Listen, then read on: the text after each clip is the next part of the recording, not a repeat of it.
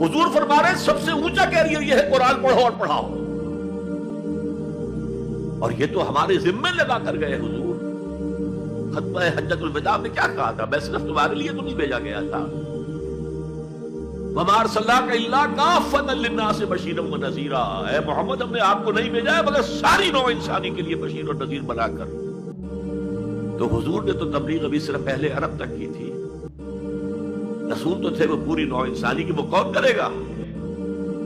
وَكَذَلِكَ جَعَلْنَاكُمْ أُمَّةً وَسَطًا لِتَكُونُوا شُهَدَاءَ عَلَى النَّاسِ وَيَكُونَ الرَّسُولُ عَلَيْكُمْ شَهِيدًا۔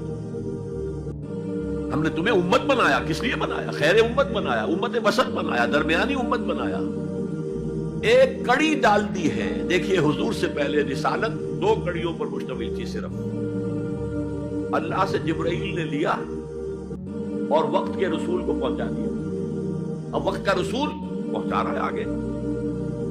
رسالت 2 کڑیوں پر تھی، حضور پر آ کر جب رسالت اور نبوت کی تکمیل ہو گئی، ختم ہو گئے، تو تیسری کڑی لگ گئی، اللہ سے لائے جبرائیل، پہنچایا قرآن کو، حضور نے پہنچایا امت کو، اور امت کے ذمہ اب پہنچاؤ ایک ایک انسان کو۔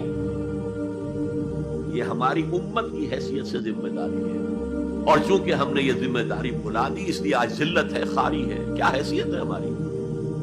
150 کروڑ کے قریب دنیا میں ہو کر کوئی انٹرنیشنل معاملات میں ہم سے کوئی رائے لیتا ہے؟ گسنوی پرسد کے بھیا کی اس لیے وہ کون تم؟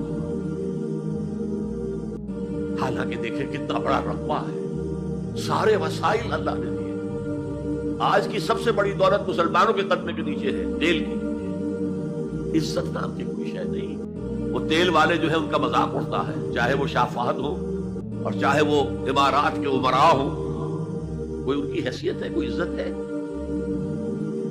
اس اعتبار سے کہ ہم نے وہ فرض منصبی چھوڑ دیا۔ ہمارا فرض تو یہ تھا قرآن پہنچاؤ، اور اس حد تک آپ نے فرمایا بلغوا عنی ولو آیۃ، پہنچاؤ میری جانب سے، اور یہ میری جانب سے یوں سمجھیے انگریزی میں اس کا ترجمہ ہوگا آن مائی بہاف۔ جو بھی حضور کا امتی قرآن پہنچاتا ہے وہ حضور کے بہاف پر پہنچا رہا ہے۔ رسالت حضور کی ہے جو تا قیام قیامت قائم رہے گی۔